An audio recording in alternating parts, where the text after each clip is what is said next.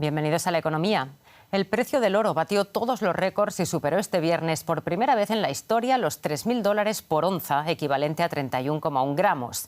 El metal precioso se considera una inversión segura porque su valor no está amenazado por la inflación. Los riesgos geopolíticos y la escalada del conflicto comercial alimentan la demanda de oro. Los llamados refugios seguros tienen una mayor demanda en los mercados financieros ante la falta de avances significativos en los esfuerzos por alcanzar un alto el fuego en la guerra de Ucrania. Otro factor clave en la subida del precio del oro es la preocupación por las consecuencias de la agresiva política arancelaria de la nueva administración de Donald Trump.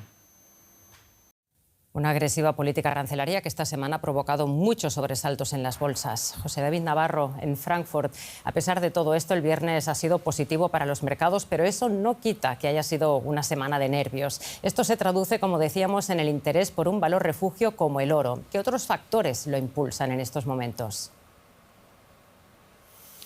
Hola Rosa, ¿qué tal? Uno de los factores es las expectativas de inflación. Parece que ya se habían relajado, que la inflación volvía a su camino y en parte es cierto, pero ahora después de las políticas de Donald Trump se ha abierto un gran interrogante. Por ejemplo, hoy Rosa, las expectativas de inflación en Estados Unidos se han actualizado al alza. No es de extrañar después, por ejemplo, de que otra de las amenazas de Donald Trump, entre las muchas, está la de incluir un arancel de hasta el 200%, decía ayer, como amenaza a las bebidas alcohólicas importadas desde Europa. Efectivamente, frente a estos riesgos más inflacionarios, el oro siempre es un valor refugio. En lo que llevamos del 2025, coincidiendo también con la llegada de Donald Trump a la Casa Blanca, el oro se ha revalorizado más de un 12%. Esta semana ha sido especialmente difícil para los mercados, como decíais, y ese dinero que no se canaliza hacia las bolsas al final acaba canalizándose hacia otros productos como es el caso del oro, que ya de por sí, Rosa, tiene otros soportes, podríamos decir, de base, lo llevamos comentando un tiempo, y es ese apetito que ha crecido entre los bancos centrales a nivel internacional por acumular más oro. El año pasado fue el tercer año en el que los bancos centrales acumulan más de 1.000 toneladas métricas de oro. Entre los que más compran están los de China, los de India, pero también el Banco Central de Polonia. José David, muchísimas gracias por estos datos y el análisis. Buen fin de semana para ti. Los mercados repuntaban este viernes tras una de las peores semanas en lo que va del año, pero este alivio temporal no pudo evitar que los tres índices principales de Wall Street registraran importantes pérdidas al término de la semana. Sin embargo, la debilidad no se limita solo a las bolsas. El dólar también está cayendo, perdiendo terreno frente a las principales divisas. Esta caída está siendo impulsada por las expectativas sobre las futuras decisiones de la Reserva Federal. Además, la incertidumbre global sigue afectando la confianza de los inversores. Vamos en busca de respuestas. Hablamos a esta hora con nuestra compañera en Nueva York. Ana, muy buenas tardes. Cuéntanos, ¿qué está pasando exactamente con el dólar? Pues Rosa, a mediados de enero el dólar estaba en su momento más alto en 2 años. Desde entonces ha caído y muy notablemente en este convulso mes de marzo. Al dólar le afecta la incertidumbre abierta con la agresiva política comercial de Donald Trump, su efecto en la inflación, pero también en el crecimiento. El dólar estaba firmemente al alza cuando el temor era que hubiera más inflación, porque sería difícil que la Reserva Federal rebajara tasas de interés como lo están haciendo otros bancos centrales en todo el mundo. Con las tasas más altas, el dólar es más atractivo. Pero el escenario económico se está debilitando. Hoy la confianza de los consumidores se ha revelado que vuelve a caer un mes más, según ha revelado la Universidad de Michigan. Y esto es importante porque es el consumo el que está detrás del crecimiento de la economía de Estados Unidos. Entonces, la posible debilidad de Estados Unidos está debilitando a su moneda, de la misma manera que el renovado optimismo por Europa está reforzando el euro. Hay que recordar además que la administración de Trump siempre, la administración en general de Estados Unidos siempre tiene una postura favorable al dólar fuerte, pero la administración de Trump siempre ha lamentado que esto sea una ventaja competitiva para otros estados y no para el suyo a la hora de reindustrializar Estados Unidos, que es lo que quiere. Ana, en los mercados de divisas también se estará muy atento a lo que tenga que decir la Reserva Federal. ¿Cómo ha cambiado el guión de la FED para la reunión de la próxima semana? Sí, sin duda, muy atentos a lo que pueda pasar con la Fed porque mueve la divisa. Si hay recortes de tasas de interés, lo que se anticipaba para responder a una economía debilitada, entonces el dólar sí que podría debilitarse más. Ese escenario es el que está ahora mismo en juego, aunque es muy difícil hacer especulaciones porque hay muchos factores muy poco previsibles en lo que se refiere a las divisas. ¿Y qué se espera en la reunión del martes y miércoles? Pues de momento nada en cuestión de movimientos de tasas. El presidente de la Fed, Jay Powell, dijo que no hay prisa por mover ficha en un escenario de tanta incertidumbre.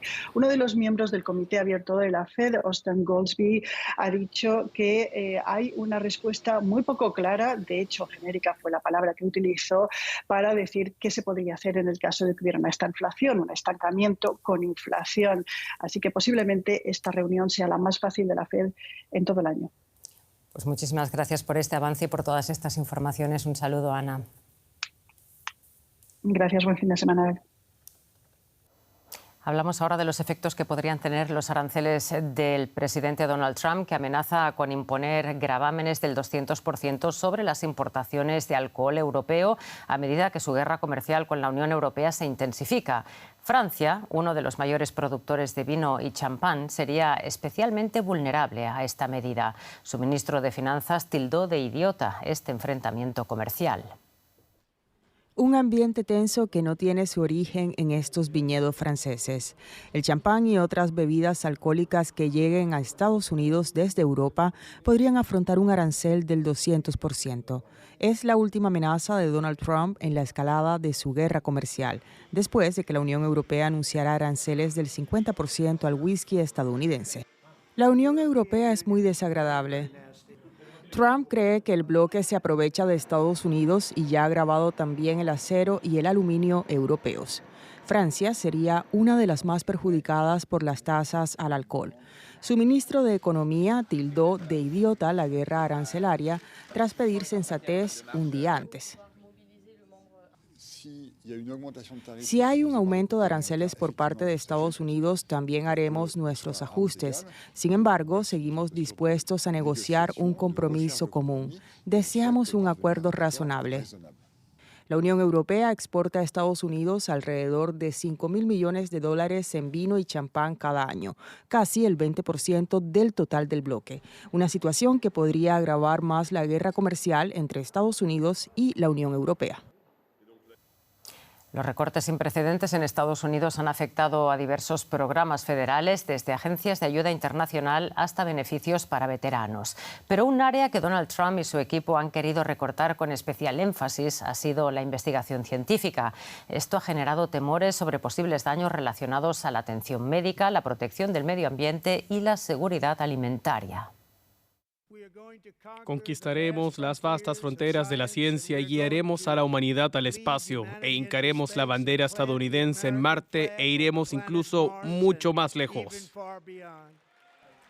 Trump aspira a conquistar Marte, pero ha recortado programas científicos como parte de un proyecto que, según ellos, busca poner fin a la deriva progresista y la instrumentalización del gobierno, promover la eficiencia y hacer de Estados Unidos una nación saludable. Para los científicos, esto está convirtiendo al país en un lugar hostil para la investigación. Los recortes de decenas de miles de millones de dólares afectaron a campos como la investigación médica, el clima, la seguridad nuclear y la investigación marina. Algunos fueron suspendidos en los tribunales, pero los investigadores temen lo peor. La investigación médica e incluso la medicina moderna fueron criticadas por el secretario de Salud, Robert F. Kennedy Jr., un escéptico de las vacunas que además promueve curas no demostradas. Comparó el sistema de salud con la Agencia de Estados Unidos para el Desarrollo Internacional, cuyo presupuesto fue drásticamente reducido. Muy poca gente entiende lo siniestra que es esta agencia, y el presidente Trump se dio cuenta y la confrontó con un golpe maestro. Queremos hacer lo mismo con las instituciones que están robando la salud de nuestros niños. En la Universidad de Columbia, en Nueva York, se cancelaron cientos de millones de dólares para la investigación médica, alegando que la institución no pudo frenar el antisemitismo. La Casa Blanca también criticó los costos indirectos, como la electricidad y la eliminación de residuos peligrosos. La investigación del clima también salió perjudicada. Trump ha calificado el calentamiento global como un engaño. La Agencia de Protección Ambiental sufrió recortes y Trump quiere reapropiarse de un fondo climático de $20.000 millones asignado por el Congreso. Pero hay resistencia. En varias ciudades se convocaron protestas por la ciencia. Piden restaurar los fondos, recontratar a empleados y eliminar la interferencia del gobierno. Cuando no haya nadie que garantice la seguridad y limpieza de nuestros alimentos, aire y agua, la gente se enfermará. Cuando no haya nadie que vigile y nos alerte sobre huracanes, incendios forestales y otros desastres climáticos y meteorológicos, la gente morirá. Aún no queda claro el impacto de estos recortes, con brotes de enfermedades como el sarampión y la amenaza de una pandemia de gripe aviar. El tiempo dirá cuál será el precio a pagar. Los recortes presupuestarios y las cuestiones políticas se anteponen a la ciencia. Y antes de irnos, repasamos otras noticias económicas en formato breve. El Senado de Estados Unidos evitó la parálisis presupuestaria del país a solo unas horas de su fecha límite. La propuesta extiende la financiación federal hasta septiembre e incluye un aumento de $6.000 millones en el gasto de defensa, así como recortes de $13.000 millones en otras partidas. La inflación de febrero en Argentina se ubicó en un 2,4%, superando el 2,2% de enero, lo que lleva al acumulado a un 4,7% en lo que va del año. En los últimos 12 meses, la inflación registrada fue del 66,9%. La categoría que más subió en el último mes fue la de los servicios, con un 3,7%, seguida por alimentos y bebidas, que aumentaron un 3,2%. Y con esto ponemos punto final a la economía. Les invito a que sigan aquí con nosotros en DW. Gracias por seguirnos y hasta otra.